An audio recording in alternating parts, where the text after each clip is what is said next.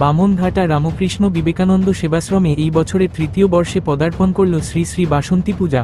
দক্ষিণ 24 পরগনা জেলার কেএলসি থানার অন্তর্গত বামনঘাটায় অবস্থিত এই সেবাশ্রমে 3 এপ্রিল থেকে 7 এপ্রিল পর্যন্ত চলবে এই বিশেষ পূজা অর্চনার আয়োজন। এই পূজার পর্যবেক্ষণে রয়েছেন বেলুর মঠ ভাব প্রচার পরিষদের প্রতিনিধিরা। পূজার সমস্ত ব্যবস্থাপনা এবং পরিচালনার দায়িত্বে রয়েছেন সেবাশ্রমের মাতৃবৃন্দ। চণ্ডীপাঠ করেছেন বেলুর মঠের ব্রজেশ আনন্দ মহারাজ, যার উপস্থিতি অনুষ্ঠানে এনে দিয়েছে এক আধ্যাত্মিক মহিমা। পূজা উপলক্ষে প্রতিদিনই আয়োজিত হচ্ছে পুষ্পাঞ্জলি, প্রার্থনা, ধর্মগ্রন্থ পাঠ, ভাষ্য পাঠ এবং ঠাকুরের গান।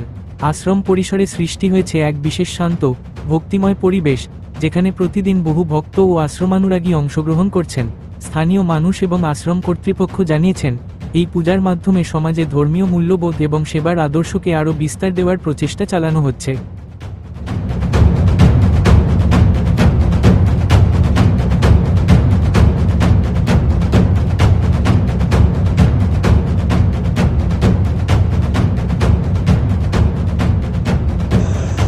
আজকে আমাদের এই আশ্রম বামনঘাটা রামকৃষ্ণ বিবেকানন্দ সেবাশ্রম গত 2 বছর পার করে তৃতীয় বছর শ্রী শ্রী বাসন্তী দুর্গা দেবীর আরাধনা করছে।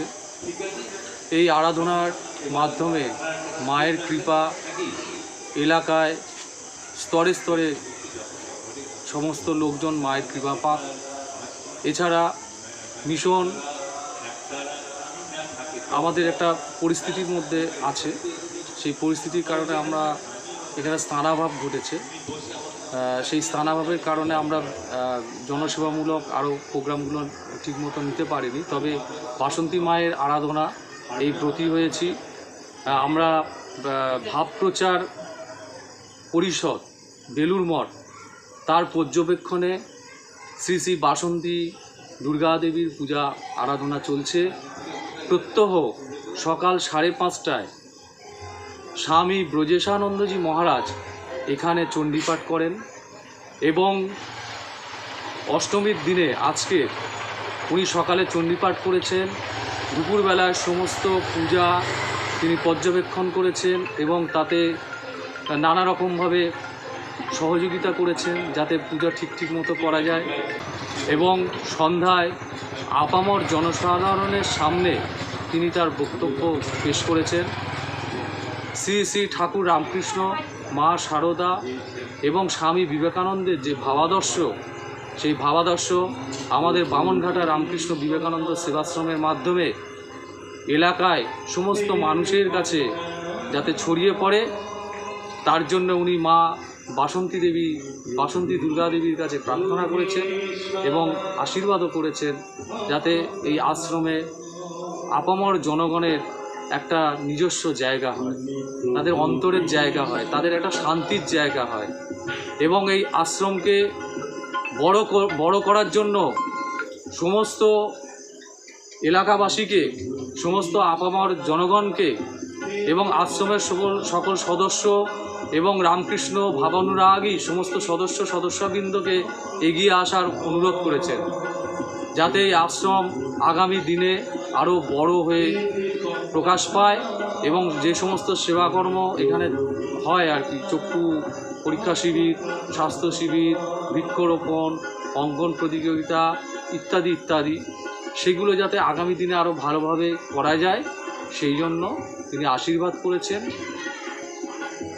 এবং বাসন্তী দুর্গা দেবীর পুজো যাতে সুসম্পন্ন হয় সেই জন্য মা ঠাকুর স্বামীজির কাছে প্রার্থনা করেছেন, মা বাসন্তী দেবীর কাছে। আমার নাম শ্রী সুব্রত মণ্ডল, সভাপতি, বামনঘাটা রামকৃষ্ণ বিবেকানন্দ সেবাশ্রম। আজকের আমাদের সকাল থেকে কুমারী পূজা ছিল, তার মধ্যে দিয়ে আজকে মহা অষ্টমী ছিল। মহা অষ্টমীর জন্য আমাদের মায়েদের লুচি, আলুর দম, ছোলার ডাল এসব মায়েরা খেয়েছেন, মাকে অঞ্জলি দিয়েছেন, কুমারী পূজা অংশগ্রহণ করেছেন। ভোর 5:30টা থেকে আমাদের বেলুর মঠ থেকে আমাদের স্বামী ব্রজেশানন্দজি মহারাজ এসে চণ্ডীপাঠ করেছেন। তারপরে উনি আবার বিকালবেলায় আমাদের 5টার সময় উনি ওনার ভাষ্য পাঠ করেছেন। তারপরে আমাদের সঙ্গীত অনুষ্ঠান শুরু হয়েছে।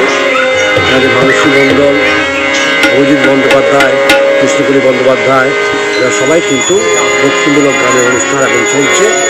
এবার রাত্রিবেলা আমাদের সন্ধি পূজা হবে রাত্রি 11:48 থেকে 12:47 পর্যন্ত। আপনার নাম আর পরিচয়? আমার নাম হচ্ছে সূর্যকান্ত চট্টোপাধ্যায়, আমি বামনঘাটের রামকৃষ্ণ বিবেকানন্দ সেবাশ্রমের জেনারেল সেক্রেটারি। রামকৃষ্ণ বিবেকানন্দ সেবাশ্রমের উদ্যোগে তৃতীয় বার্ষিক বাসন্তী পূজা উপলক্ষে একটি বিরাট মহতী আলোচনা সভা হয়েছিল। সেই আলোচনা সভায় বক্তব্য রেখেছেন স্বামী ব্রজেশানন্দজি মহারাজ, গান গেয়েছেন মানসী। তো এই বক্তব্য হচ্ছে এই যে আশ্রম, এটা মানুষের কল্যাণের জন্য তৈরি হয়েছে। এই পুজোটা তার অঙ্গ, কারণ আমাদের প্রত্যেকটি কাজে ভগবানের প্রার্থনা আরাধনা করতে হবে।